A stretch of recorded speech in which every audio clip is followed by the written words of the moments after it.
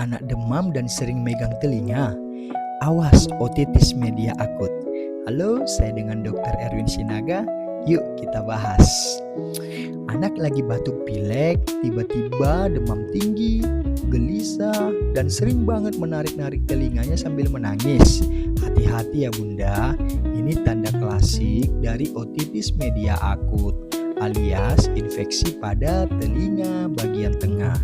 Kenapa bisa terjadi dok? Di belakang gendang telinga ada rongga kecil yang terhubung ke hidung lewat saluran eustachius.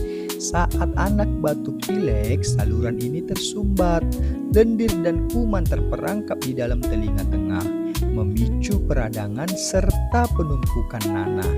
Gejalanya meliputi nyeri dada atau nyeri telinga yang hebat, demam, kemudian pendengaran anak agak berkurang, bahkan kadang keluar cairan jika gendang telinganya mulai robek.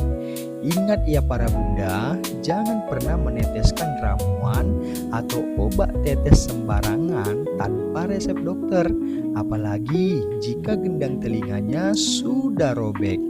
Lalu apa yang harus para bunda lakukan di rumah? Yang pertama, berikan obat pereda nyeri seperti paracetamol sesuai dosis untuk meredakan sakit dan demamnya. Yang kedua, ingat ya bunda, segera periksakan ke dokter.